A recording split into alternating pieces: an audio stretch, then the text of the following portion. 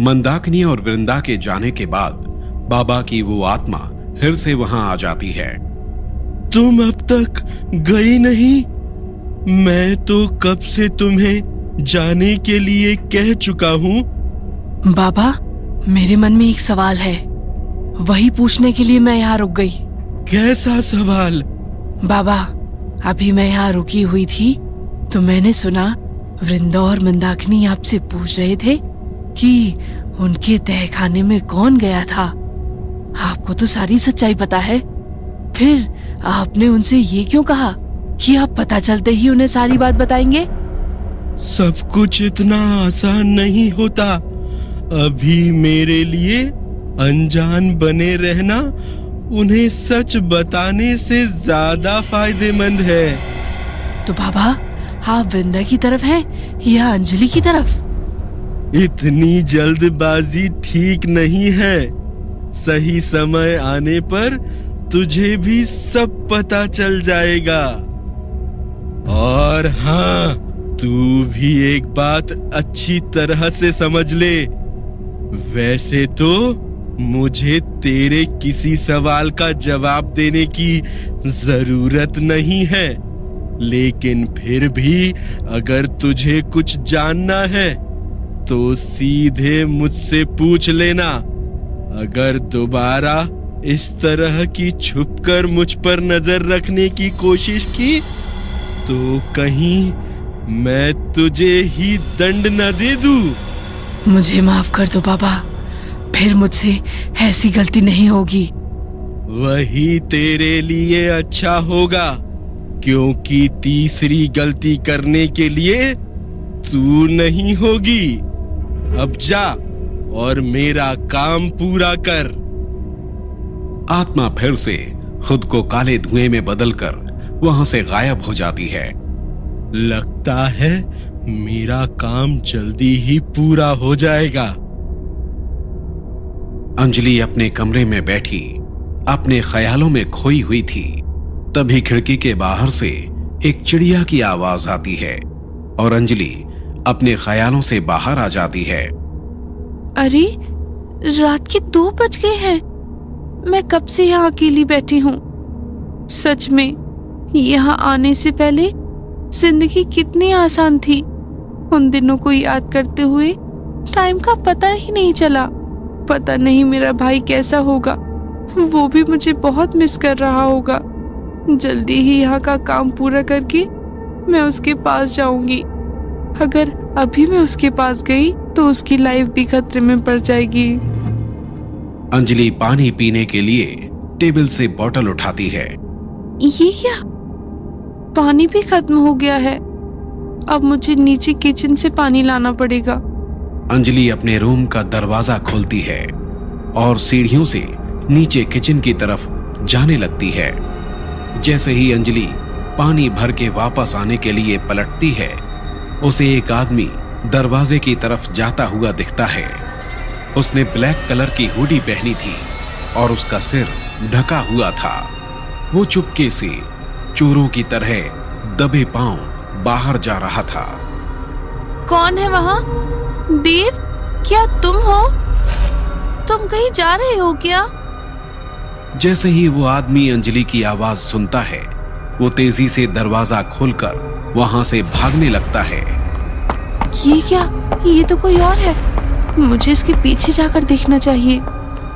अंजलि तेजी से उस आदमी के पीछे जाती है। जैसे ही अंजलि दरवाजे से बाहर निकलने वाली होती है, कोई पीछे से उसका हाथ पकड़ लेता है। अंजलि पीछे मुड़कर देखती है। अंजलि, इतनी रात को तुम कहाँ जा रही थी? तुम्हें पता है ना इसमें कितना खतरा हो सकता है। देव कोई घर के अंदर घुस गया था। मैंने उसे बाहर जाते हुए देखा। पहले मुझे लगा कि तुम हो, लेकिन जब मैंने उसे आवाज दी तो वो भागते हुए बाहर निकल गया। फिर भी इस वक्त बाहर जाना रिस्की है अंजलि। इस पैलेस की कोई भी चीज तुमसे ज्यादा प्रीशियस नहीं है। हमें एक बार निखिल, शुभम और अक्षय के कमरे में चेक करना चाहिए। क्यों? अगर उनमें से कोई बाहर गया होगा तो उनको भी बाहर खतरा हो सकता है। वो इतनी रात को बाहर क्यों जाएंगे अंजलि? फिर भी अगर तुम चाहो तो हम एक बार चेक कर सकते हैं। देव और अंजलि निखिल के रूम की तरफ जाते हैं। निखिल के रूम का दरवाजा लॉक नहीं था। देव दरवाजे को थोड़ा सा खोलता है और कमरे के अंदर देखता है। निखिल अंदर आराम से सो रहा था। निखिल अंदर सो रहा है अंजलि। चलो गेस्ट रूम में चलकर देखते हैं शुभम और अक्षय है या नहीं। मुझे नहीं लगता कि उसकी जरूरत है। देव, तुम सही कह रहे थे। ये क्यों इतनी रात बाहर जाएंगे? और अगर इनमें से कोई होता तो मेरे आवाज देने पर क्यों भागता? जरूर बाहर से ही कोई चोर पैलेस में घुस गया होगा। ठीक है फिर, अब हमें सोना चाहिए। रात काफी हो चुकी है। इस बारे में हम कल बात करेंगे। Good night. गुड नाइट देव। देव और अंजलि अपने अपने कमरे में चले जाते हैं। महल के बाहर वो आदमी जो घर से बाहर निकला था, उसने एक ब्लैक हुडी, ब्लैक मास्क और एक ब्लैक कैप पहनी हुई थी। अंधेरी रात थी और रात के अंधेरे में वो पूरी तरह मिल चुका था। वो महल के पीछे आ जाता है और एक पिलर के पास खड़ा होकर अपना मास्क उतारता है। आज तो बड़ी मुश्किल से बचा। अच्छा हुआ वो लोग मुझे ढूंढने बाहर नहीं आए, नहीं तो ठीक नहीं होता। तभी एक हाथ उसके कंधे पर आता है और पीछे से आवाज आती है, शुभम। पीछे अक्षय खड़ा था। शुभम, तू इतनी रात को यहाँ क्या कर रहा है? वो भी मास्क और कैप पहनकर? अभी तो इतनी ठंड भी नहीं है। और तूने ये ब्लैक हुडी क्यों पहन रखी है? तू कहीं जा रहा था क्या? नहीं, कहीं भी तो नहीं। वो बस मुझे अंदर नींद नहीं आ रही थी, इसलिए बाहर आ गया थोड़ी ताजी हवा खाने। अच्छा, तो तू हवा खाने आया है, वो भी मास्क पहनकर? सच सच बता शुभम, मैंने अभी सुना अंजलि ने तुझे आवाज दी और तू भागकर बाहर आ गया। तू आखिर जा कहाँ रहा था? मैं कहीं नहीं जा रहा था, मेरा विश्वास कर। ठीक है, फिर मैं देव और अंजलि को बता देता हूँ, तू उन्हीं को बता देना। वैसे तू इतनी रात पैलेस के बाहर क्या कर रहा था? मुझे नींद नहीं आ रही थी, इसीलिए बाहर स्मोक करने आ गया। अंदर करता तो तुझे प्रॉब्लम होती। मुझे लगा था तू सो गया है, लेकिन शायद मैं गलत था। अक्षय, मेरी बात समझ यार, मुझे अभी कहीं जाना है, ये बहुत ज़रूरी है, मेरी मजबूरी है, इसीलिए मैं अभी तुझे बता नहीं सकता। मुझे पहले से ही तुझ पर शक था। सच सच बता शुभम, तू यहाँ कोई एनिवर्सरी सेलिब्रेट करने के लिए नहीं आया था, है ना? एनिवर्सरी सेलिब्रेट करने के लिए कौन ऐसी घोस्ट डिटेक्शन डिवाइस लेकर आता है? कुछ तो ऐसा है जो तूने हम सबसे छुपाया है। भाई, मुझ पर भरोसा रख, मैं वादा करता हूँ जल्दी ही तुझे पूरी बात बता दूंगा। लेकिन मेरी बात समझ, प्लीज आज मुझे जाने दे। मेरा जाना बहुत जरूरी है। मैं थोड़ी देर में वापस आ जाऊंगा। ठीक है, जा तुझे जहां जाना है, लेकिन अपना ख्याल रखना। इस जगह के बारे में तुझे पता ही है। शुभम बिना कोई आवाज किए दबे पांव पैलेस के मेन गेट से बाहर चला जाता है। अक्षय भी अंदर अपने रूम में चला जाता है और सो जाता है। अगली सुबह अक्षय जल्दी से उठ जाता है और शुभम का इंतजार करने लगता है। काफी टाइम बीत जाता है, लेकिन शुभम नहीं आता। ये शुभम अब तक क्यों नहीं आया? कहीं वो किसी मुसीबत में तो नहीं पड़ गया है? ब्रेकफास्ट का टाइम भी होने वाला है। अगर शुभम ब्रेकफास्ट में नहीं आया तो अंजलि और देव को पता चल जाएगा कि वो घर में नहीं है, और वो समझ जाएंगे कि कल रात वो आदमी और कोई नहीं, शुभम था। अक्षय, तुम क्या कर रहे हो? चलो नीचे चलते हैं, ब्रेकफास्ट रेडी है।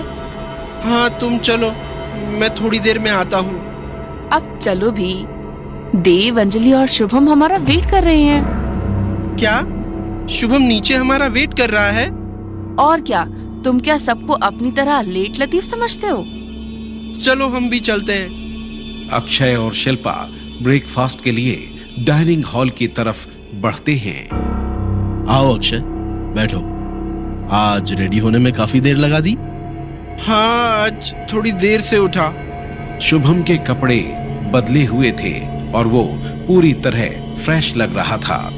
अक्षय शुभम को देखते हुए अपने मन में ये कैसे हो सकता है, शुभम फ्रेश लग रहा है जैसे अभी नहा कर आया हो और इसके कपड़े भी चेंज्ड हैं, लेकिन शुभम तो आज रूम आया ही नहीं था। क्या सोच रहे हो अक्षय? अब बैठो भी, बहुत जोर की भूख लग रही है और अंजलि को भी तुम्हें कल रात का इंसिडेंट बताना है। इंसिडेंट? कैसा इंसिडेंट अंजलि? अरे कल रात जब मैं नीचे बोतल में पानी लेने आई थी तब मैंने किसी आदमी को दरवाजे से बाहर जाते हुए देखा। शायद कोई चोर घुस आया था। तो तुमने उसे पकड़ा क्यों नहीं? मैं उसके पीछे जा ही रही थी कि देव ने मुझे रोक लिया। बिल्कुल सही किया। रात को पैलेस से बाहर जाने में बहुत खतरा हो सकता है। गाइस, एकादशी कल रात ही है ना? शिल्पा के इस सवाल से वो चारों शॉक्ड हो जाते हैं और हैरानी से उसे देखने लगते हैं।